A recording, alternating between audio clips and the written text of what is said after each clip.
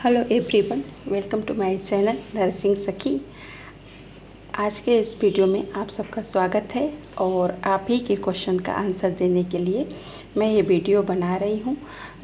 आपका क्वेश्चन है how to give an intramuscular injection, यानी कि आईएम इंजेक्शन पेशेंट को हम कैसे देते हैं और किस तरीके से दें, किस तरीके के टेक्निक को फॉलो करें, किस एंगल को फॉलो करके इंट्रामस्कुलर इंजेक्शन यानी कि मसल्स में हम पेशेंट के इंजेक्शन लगाएं ताकि उसको कम से कम पेन हो। और जब मैं वीडियो में इस टेक्निक के और सारे आपके एंगल्स जो होते हैं किस तरीके से आप लगाइए, किन किन बातों का ध्यान रखें, अगर कुछ पॉइंट होते हैं उनको आप फॉलो करके इंजेक्शन पेशेंट को देते हैं तो यकीन मानिए अगर 15 पेशेंट को आप लगाएंगे तो उसमें से आपके 10 पेशेंट आप थैंक यू ज़रूर बोलेंगे और मोस्टली उनको बहुत रिलीफ मिलेगा आपके इंजेक्शन से। तो क्योंकि देखिए जब पेशेंट दिक्कत में होता है, पेन में होता है, तभी वो इस तरीके के इंजेक्ट किए जाते हैं। तो हमारा भी प्रयास होना चाहिए कि हम सारे टेक्निक को फॉलो करें, हर एक चीज़ को फॉलो करें जिससे उसे कम से कम पेन महसूस हो सके। तो आइए चलते हैं इसी विषय में अपने कदम को आगे बढ़ाते हैं और बात करते हैं कि किस तरीके से हम पेशेंट को इंट्रामस्कुलर इंजेक्शन दे सकते हैं, कितने एंगल पे देंगे और किन किन पॉइंट को हमें देखना होता है, बातों को समझना होता है। तो इस सब बातों को क्लियर करेंगे इस वीडियो में और साथ ही साथ आपको इंजेक्शन लोड करके और लगा करके भी हम डेमो देंगे। तो चलिए वीडियो शुरू करते हैं। देखिए जैसा कि हम सबको पता होता है कि जब भी हम किसी पेशेंट को इंजेक्शन देने जाते हैं तो हमको क्या करना है, पहले तो एक ट्रे तैयार करना होता है, इंजेक्शन ट्रे। उसमें सारी सामग्री होनी चाहिए, जैसे कि आपका ग्लव्स होना चाहिए क्योंकि बिना ग्लव्स पहने आप कोई भी प्रोसीजर नहीं करेंगे। ग्लव्स वियर करके ही आप कोई प्रोसीजर करेंगे क्योंकि आपके और पेशेंट के बीच में ये एक बैरियर का काम करेगा और एक दूसरे का इन्फेक्शन दोनों को नहीं लगेंगे। तथा साथ ही साथ हम इस तरीके का बचाव करके पूरे कम्युनिटी का बचाव करते हैं। तो मेडिकल विभाग के ऊपर बहुत जिम्मेदारी होती है, अपना बचाव करना है, पेशेंट का बचाव करना और साथ ही साथ एटमॉस्फेयर इस कम्युनिटी का भी बचाव करना। तो कहने का मतलब है कि इसका रहना तो मस्ट है हर प्रोसीजर में। इसके साथ ही साथ आप इंजेक्शन ट्रे में वो पूरे सिरिंज रखेंगे, जिस तरीके का आपका ड्रग्स है उतने ml की सिरिंज रखिएगा, 2 ml, 3 ml, 5 ml, 10 ml, जिसके जैसा उसके लिए उचित है। आपके जो दवा देने के लिए डॉक्टर ने BHT यानी बेड हेड टिकट पे लिखा हुआ है और उसके साथ ही साथ उस दवा को रखिएगा। दवा रखते समय आपको एक्सपायरी और दवा का नाम एक बार फिर पढ़ना होता है, पढ़ कर के ही रखिएगा। और एम्पुल तोड़ने के लिए इस तरीके से आप एम्पुल कटर नहीं हो तो इस तरीके के सीजर रख सकते हैं। साथ ही साथ आपके पास एल्कोहल स्वाब होना चाहिए, उसके अलावा भी ड्राई स्वाब भी होना चाहिए। क्यों, हम आगे बताएंगे। इसके साथ ही साथ और भी जो नीड उस वक्त की है उस ट्रे में रख लीजिएगा और आपको बेड हेड टिकट भी लेके जाना चाहिए और किडनी ट्रे रखिए सारे वेस्टेज को लाने के लिए। इस तरीके से आप एक इंजेक्शन ट्रे बना करके जाएंगे। उसके अलावा भी क्या बातों को फॉलो करना है आपको, अब सबसे पहले अपने हैंड वॉशिंग स्टेप को फॉलो करना है। हैंड वॉशिंग स्टेप अगर नहीं पता है तो उससे संबंधित हैंड हाइजीन के 5 मूवमेंट क्या होते हैं, इस सब की वीडियो मेरे नर्सिंग चैनल पर ऑलरेडी पड़ी हुई है, तो आप उस पर देख सकते हैं इस सब के बारे में हम क्या बताएं। इसके अलावा 7 राइट्स जो पेशेंट के होते हैं उसकी भी वीडियो मैंने डाली हुई है, लेकिन फिर भी यहाँ पे चर्चा कर देते हैं क्योंकि बात अब इंजेक्शन की है। तो सबसे पहले तो आपका राइट पेशेंट होना चाहिए। हमेशा केस सीट को उठाइए और नाम एक बार बोल करके क्लियर करिए कि हाँ वही पेशेंट है ना। और दूसरा क्या करना है, आपको राइट ड्रग्स लेना है और जैसे मैंने कहा कि एक बार फिर आपको नाम और दवा का नाम और एक्सपायरी पढ़ना है कि बेड हेड टिकट पे वही लिखा गया है। उसके अलावा राइट डोज देना है, राइट टाइम से देना है, BD है, TDS है, OD है, जिस टाइम में इंजेक्शन देना है उस टाइम उसको देना है। और राइट रूट, जी हाँ ये बहुत इंपॉर्टेंट है कि जैसा भी प्रिस्क्रिप्शन किया गया है IM IV उस हिसाब से आपको इंजेक्शन देना है। उस रूट से देना है। और फिर इंजेक्शन लगाने के बाद आपको डॉक्यूमेंटेशन भी प्रॉपर वे में करना होता है कि कितने बजे आपने कौन सी दवा किस रूट में दी है, इसको आपको डॉक्यूमेंटेशन कर देना है। और राइट रेस्पॉन्स भी करना है, जैसे कि जब भी हम इंजेक्शन लगाने जाएंगे तो क्या कुछ और भी चीज़ों का हम ध्यान रखते हैं, जैसे कि मरीज़ की प्राइवेसी का हमको ध्यान रखना है और इससे उसको पेशेंट को इंजेक्शन के बारे में बताना है, रूट के बारे में बताना है, मतलब आप क्या करने जा रहे हैं उस प्रोसीजर को आपको बताना है, वो पेशेंट की राइट्स में है। और अगर उसकी कोई क्वेरी है इस सब से लेकर के तो उसको हमको समझना है, उसे बताना है, मतलब उसको पूरी तरह से आश्वस्त करने के बाद ही हमको लगाना है। इस तरह कि हमने लोड किया गया, हमने लगा दिया, वो समझता ही रह जाए कि क्या हुआ क्या लगा, ऐसी बात नहीं करना है। पूरा ये सब उसका राइट्स है और हमें इन सब का फॉलो करना, और फॉलो किया भी जाता है हमारे अस्पताल में हमारे मेडिकल स्टाफ के द्वारा। यहाँ पे एक बात मैं कह देना चाहती हूँ कि मैं अपना वीडियो केवल अपने मेडिकल स्टाफ के लिए, मेडिकल स्टूडेंट के लिए बना रही हूँ जो रजिस्टर्ड है। मेरे वीडियो कोई भी माल प्रैक्टिस को बढ़ावा नहीं देता है और बच्चे कृपया मेरे इस वीडियो से दूर रहें।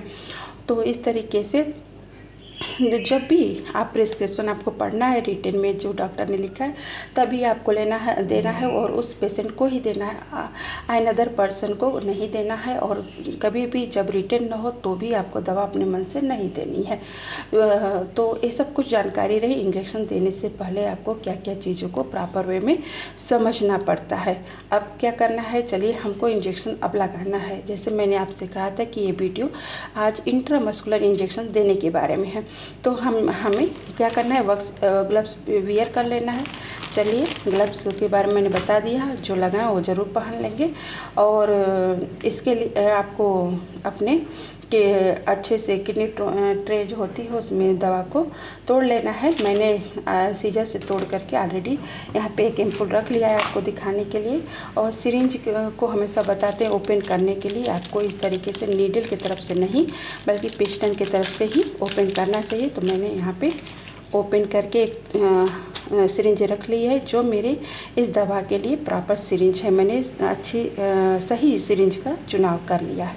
और इस तरीके से अब यहाँ से कैप को हटा करके और हम दवा को लोड करेंगे।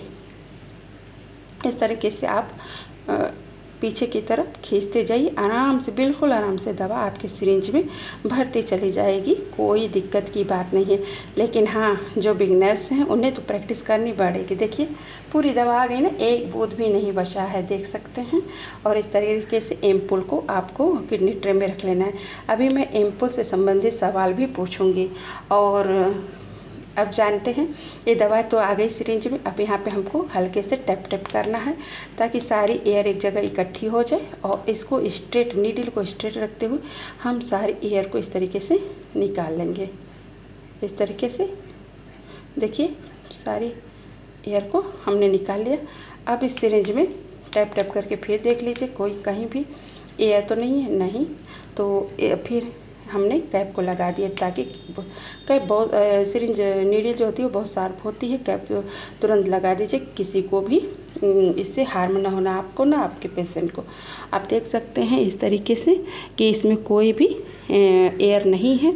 और अब ये तैयार हो गई है हमारे पेशेंट को देने के लिए। जैसा कि मैंने बताया कि ट्रे को उधर रखते हैं या पेशेंट को लाते हैं। मेरे पास यही पेशेंट है क्योंकि मैं पूरा पेशेंट तो नहीं ला सकती अपने घर पे। तो मैंने बताया कि मैंने पेशेंट का प्राइवेसी का ध्यान रखा है और मैंने पेशेंट को बता दिया है। मैंने रिटन में देख लिया है कि उसके BST पे यही लिखा हुआ है ड्रग्स। मैंने प्रॉपर वे में उचित मात्रा में पूरा उसका जो डोज थी भर लिया है और राइट टाइम से मैं देने जा रही हूँ। तो यहाँ पे क्या करना है, यहाँ पे हमें जैसे कि IM लगाने की बॉडी में कई साइट होती है, उसके बारे में मैंने वीडियो बनाया, वो तो आप देख लीजिएगा। तो मैं अभी ग्लूटियर रीजन पे यानी बटक पे देने जा रही हूँ, बटक के ग्लूटियर रीजन पे देने जा रही हूँ। ग्लूटियर रीजन पे भी कहाँ, तो हम वेंट्रो ग्लूटियर रीजन पे नहीं बल्कि डार्सो ग्लूटियर रीजन पे देने जा रहे हैं। तो मैंने इमेजिन कर लिया है इस तरीके से, उसके बटक के पास एक इमेजिन किया कि इस तरीके से और एक स्ट्रेट लाइन और हॉरिजॉन्टल लाइन से कि ये उसका जो भाग है ये क्या है, अपर है, आउटर है, तो हमारे इंजेक्शन के लिए एक क्या है, राइट जगह है। ये देखिए अपर भी है और आउटर भाग है, बटक पे हम यहाँ पे उसको IM इंजेक्शन यानी इंट्रामस्कुलर इंजेक्शन देंगे। लेकिन उससे पहले हमको क्या करना है, ट्रे में से लेना है कॉटन सॉप, एल्कोहलिक सॉप, और यहाँ पे इस तरीके से इसको क्लीन करना है, अंदर से बाहर की तरफ, इनर से आउटर की तरफ। हमेशा हम लोग मेडिकल विभाग में इनर से आउटर की तरफ इस तरह जाते हैं और इस तरह डिस्कार्ड कर देना, कहाँ, अपने किडनी ट्रे में, ठीक। और इसको थोड़ा सा ड्राई होने देना है और इसके बाद हमें कैप को हटाना है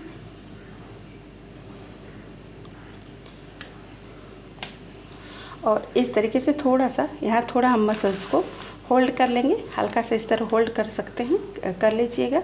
और एक थोड़ा सा बहुत धीरे नहीं, लिटा के नहीं, 90 डिग्री के एंगल पे हम लगाने जा रहे हैं, तो स्ट्रेट रहेगी नीडल। मसल सुई हमेशा कैसे लगती है, 90 डिग्री के एंगल पे, तो स्ट्रेट नीडल क्या होगी, एकदम स्ट्रेट जाएगी, सीधी जाएगी। तो इस तरीके से मैंने IM इंजेक्शन लगाया और इसके बाद इसको क्या करना है, लगा देना है, नहीं, इसको पीछे थोड़ा सा खींच के देखना है कि कहीं ये इंजेक्शन IV तो नहीं जा रहा है। और ये स्पष्ट करने के बाद ही अब हमको यहाँ पे पुश करना है उसका IM इंजेक्शन, और बिल्कुल स्लोली करना है।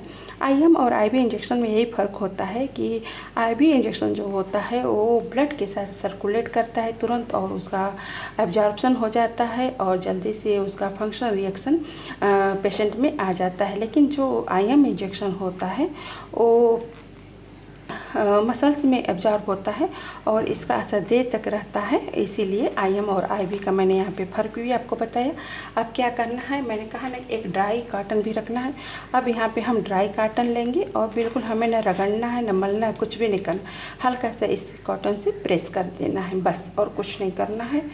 और इसके बाद एक क्वेश्चन आपका यहीं से हो जाता है कि आपको सिरिंज के बारे में तो चलिए फिर भी मैं बता देती हूँ। इसको आपको रिकैप कभी भी मैंने किया कि ताकि मुझे चुभ न जाए, अब लगाने के बाद इंजेक्शन रिकैप नहीं करना होता है। क्यों? क्योंकि इसके हब को हब कटर से यहाँ काट देना होता है। और ये जो सिरिंज बची है उसको जो बायोमेडिकल की रेड कलर की बकेट है, प्लास्टिक की चीज़ है ना, होता है लाल लाल और लचीला, और तो इस तरीके से जो चीज़ बची हुई है प्लास्टिक की, तो इसको हमें रेड कलर की बकेट में डाल देना है, बायोमेडिकल वेस्ट की जो है, और इसको हब कटर से काट देना है।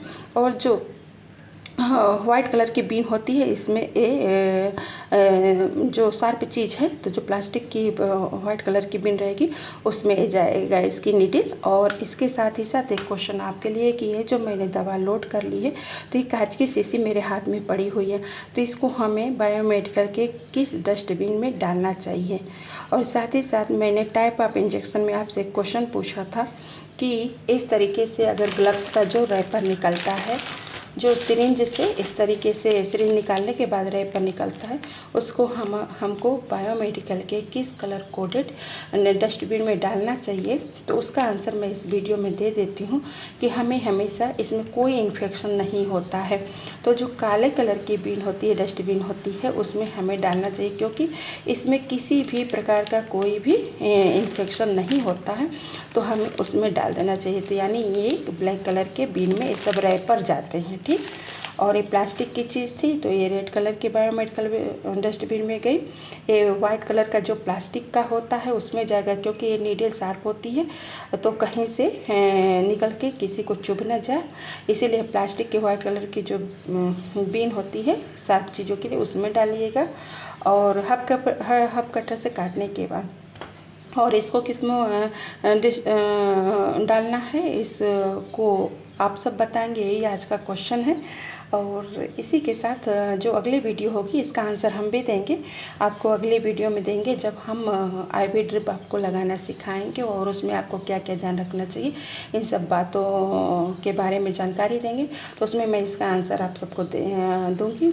और मिलते हैं अपनी ऐसी अगली वीडियो में, लेकिन उससे पहले आपको क्या करना है, हमारे वीडियो को सब्सक्राइब करना है, जिसको इसकी ज़रूरत है ऐसे लोगों के पास इसको शेयर करना है, और लाइक करना है, कमेंट करना है। आप सब आप मुझे अपना सुझाव भी दे सकते हैं कि मेरी वीडियो में और क्या हम सुधार करें, और साथ ही साथ ये भी कमेंट करके बताएंगे कि वीडियो आपको कैसे लगती है।